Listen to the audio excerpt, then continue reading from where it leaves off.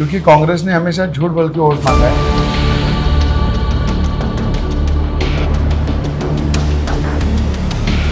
Health survey ने भी निकाला है और कांग्रेस भी क्लेम कर रही है कि बीजेपी शिंदे के रूल में सबसे ज़्यादा किसान ने सुसाइड किया है, तो उस पर क्या कहना है आपका? कांग्रेस के टाइम किसानों की आत्महत्या ज़्यादा थी, अभी इस सरकार में अच्छा। नहीं के बराबर है। पर लाडली बहना में पहले 8,000 रुपये, 7,500-8,000 रुपये बैंक अकाउंट में चले गए लोगों के। पता है, महायुति सरकार ने बोलने के पहले किया है। कांग्रेस बोलती है, करती नहीं। तो मेरे सामने जो खड़े हैं उम्मीदवार, उनके लिए इलेक्शन है, मेरे लिए तो ये ऑपरेशन तो है नहीं होगा। और तो क्या है, इलेक्शन आते फॉर्म भरते खड़े रहते। पर नवनीत राणा जब से यहाँ पे एमपी बनी, तब से अमरावती को आगे लेके जाने का, राष्ट्रपति प्रतिभाताई पाटिल भी थी यहाँ पे, उनका भी काफ़ी सपोर्ट अमरावती में था। तो अमरावती आने वाले समय में अच्छा डेवलप हो रहा है। यहाँ पे अभी 2 महीने के अंदर एयरपोर्ट शुरू होगा। सर, आपके रोड मैप्स क्या क्या हैं, क्या प्लान है अगर अभी चुनाव की बात करें तो? मैं तो 15 साल से, मेरी खुद की पार्टी है, निर्दलीय पार्टी में, हमेशा पार्टी में काम करता हूँ। युवासन पार्टी के नाम से यूथ मेरे पास बहुत सारा काम करता है, किसानों के लिए काम करते हैं, जॉब के लिए काम करते हैं, और अमरावती का पूरा चेहरा बदलने का काम हम लोगों ने। अभी जब मैं पहली बार विधायक बना तो सबसे पहले यहाँ का जो ग्रामीण क्षेत्र है उसको बड़ी तेज़ी से मैंने विकसित किया। वहाँ के रोड है, खेती में लगे हुए रोड है, जो गवर्नमेंट की जो ऑफिसेस है वो मैंने वहाँ पे हर गांव-गांव तक पहुँचाने वहाँ पे बनाया। क्योंकि अभी पहले एक भातकुली तालुका है, 40 साल से वहाँ पे तहसील थी। तहसील घोषित हुई, तहसील कार्यालय का डिपार्टमेंट जो है वो अमरावती में था, और उसको मैंने 30 किलोमीटर दूर, जब गांव से लोग अमरावती आते थे उनको तकलीफ होती थी, पूरा तहसील कार्यालय मैंने उस गांव में शिफ्ट किया, भातकुली में। और वहाँ के जितने किसान हैं उन किसानों के लिए पुलिस स्टेशन, कृषि कार्यालय, एमएससीबी ऑफिस, भूमि अभिलेख ऑफिस, तहसील कार्यालय, ये सब कार्यालय एक ही बिल्डिंग में एक जगह पे लाए, वो भातकुली के अंदर। तो वहाँ करीब करीब 100-150 गाँव का उसके लिए जो फ़ायदा हुआ, वो एक बड़ा काम मैंने ग्रामीण क्षेत्र में किया। उसको जोड़ने वाले बड़े बड़े रास्ते, ब्रिज, खेती में जाने वाली लाइन, घर के वहाँ गरीबों के जो घरकुल के जो प्रॉब्लम है वो मैंने सॉल्व किए। और अमरावती के अंदर गवर्नमेंट मेडिकल कॉलेज लाया, रेलवे वैगन फैक्ट्री लाई। देश के अंदर मोदी जी ने 7 टेक्सटाइल पार्क घोषित किए, मेगा टेक्सटाइल पार्क। उसमें महाराष्ट्र के अंदर एक, वो अमरावती में हम लोगों ने लाया। उसमें 1 लाख करोड़ रुपए की इन्वेस्टमेंट है, 10,000 लोग वहाँ काम करेंगे। अच्छा। उसके बाद रेलवे स्टेशन का डेवलपमेंट किया, रेलवे के स्टॉपेज शुरू किए। सर, अगर किसानों की बात कर रहे हैं आप, तो ऐसा हेल्थ सर्वे ने भी निकाला है और कांग्रेस भी क्लेम कर रही है कि बीजेपी शिंदे के रूल में सबसे ज़्यादा किसान ने सुसाइड किया है, तो उस पर क्या कहना है आपका? किसानों के लिए तो मैं कई सालों से लड़ाई लड़ रहा हूँ। अभी तक किसान आंदोलन में 3-4 बार मैं जेल में गया। किसानों के लिए दिवाली के 4 दिन पहले भी मैं 2 साल पहले जेल में था। मैंने दिवाली किसानों की अंधेरे में है, तो हमने जेल में रह के किसानों के साथ दिवाली वहाँ अंधेरे में की। अच्छा। ऐसे 3-4 बार किसानों के लिए आंदोलन करने के बाद एक बार 2,000 करोड़ रुपए लाया, एक बार 700 करोड़ लाया, और एक बार 900 करोड़ रुपए लाए। तो किसानों के लिए मुआवजा मिलना चाहिए, उनकी नुकसान भरपाई मिलना चाहिए। फसल खराब होती है तो उस पर जल्दी गवर्नमेंट की पंचनामे होना चाहिए और उसकी नुकसान भरपाई मिलना चाहिए। इसके लिए हमने बहुत किसानों के लिए काम किया। पर गवर्नमेंट कोई भी रहे, वो शिंदे गवर्नमेंट रहे या इसके पहले कांग्रेस गवर्नमेंट थी, पर आज केंद्र की जो नीति है मोदी जी की और केंद्र के जो निर्णय है उसमें किसानों को बहुत सारा न्याय मिला है। अच्छा। और राज्य में जो सरकार है वो केंद्र के भरोसे राज्य में काफ़ी किसानों के लिए काम कर रही है। किसान की योजनाएं किसानों तक पहुंच रही है। तो कांग्रेस के टाइम किसानों की आत्महत्या ज़्यादा थी, अभी इस सरकार में अच्छा नहीं के बराबर है। और कहीं ऐसी होती है तो इस गवर्नमेंट ताबड़तोड़ उनको मदद भी करती है। उनका ये भी कहना है कि मुआवजा नहीं मिल रहा है किसानों के लिए। जो आज हमने 5,000 रुपये हेक्टेरी किसानों को सोयाबीन और कपास के पैसे दिए।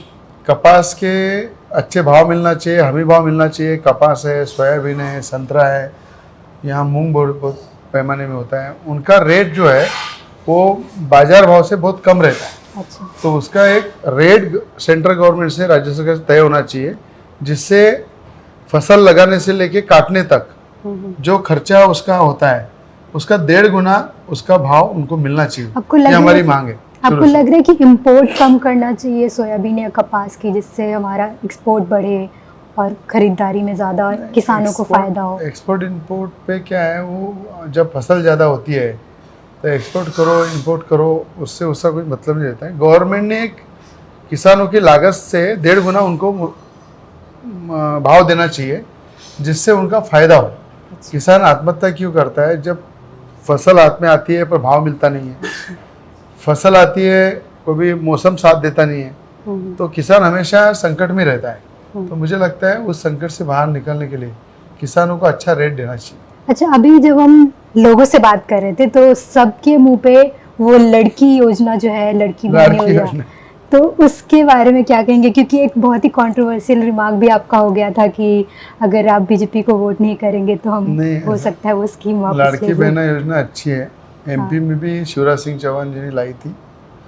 एक महिला को 1500 रुपये महीना मिलना उसके परिवार के लिए बहुत बड़ा सपोर्ट हो जाता है, और अच्छी योजना महाराष्ट्र गवर्नमेंट लाई है। और कभी कोई योजना में पैसे दिए हुए कोई वापस लेता नहीं है। मैंने कहा था कांग्रेस गवर्नमेंट अगर आई तो सबके पैसे वो निकाल लेंगे। अच्छा। क्योंकि कांग्रेस ने हमेशा झूठ बोल के वोट मांगा है, और मुझे लगता है आज ये गवर्नमेंट ने जो 1500 रुपये दिए उसके भविष्य में 3000 रुपये होना चाहिए। महिलाओं को अच्छा सपोर्ट होगा, ये काम करना चाहिए। तो कांग्रेस ये भी कह रही है कि ये आपका सिर्फ वोट मांगने का एक जरिया है, अगर आप आओगे तो हो सकता है कि ये इम्प्लीमेंट ना हो। उस पर कुछ कहना चाहेंगे आप? कांग्रेस ने तो जब जो बोला है, कांग्रेस ने लोकसभा में कहा था संविधान बदलेगा। संविधान तो कभी बदल ही नहीं सकता। जब तक सूरज चांद रहेगा तब तक संविधान रहेगा, ये हर कोई जानता है। उन्होंने कहा था राहुल गांधी जी की यहाँ सभा हुई थी, खटाखट 8,500 रुपये डालेंगे। हमारी ये सीटें चुन के लाओ, हम खटाखट 8,500 रुपये डालेंगे। उनकी सीट चुन के आई, पर 1 रुपया भी अभी तक किसी खाते में आए। तो झूठ बोल के कांग्रेस ने वोट लिए। पर लाडली बहना में पहले 8,000 रुपये, 7,500 8,000 रुपये बैंक अकाउंट में चले गए लोगों के।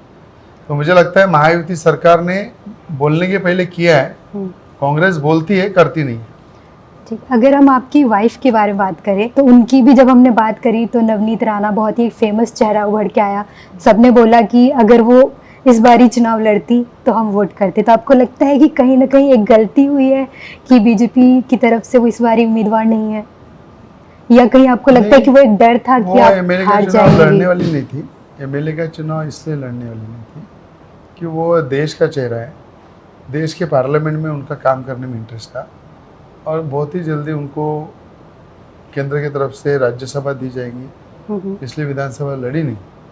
और मुझे लगता है कि उनके जो काम है, उनका जो काम करने का तरीका है, पार्लियामेंट का जो उनका प्रेजेंट, हर विषय पे उनका जो आवाज़ उठाई उन्होंने, लोगों के न्याय दिलाया, तो उससे उनका काम जो है वो आज देश के अंदर सभी जगहों पे उस काम का हर व्यक्ति ने उनको देखा है कि आज नवनीत राणा देश के पार्लियामेंट में किसानों का मुद्दा रहे, महिलाओं का रहे, बेरोजगारी का विषय रहे या हिंदुत्व का विषय रहे, उसके लिए हमेशा लड़ती आई है।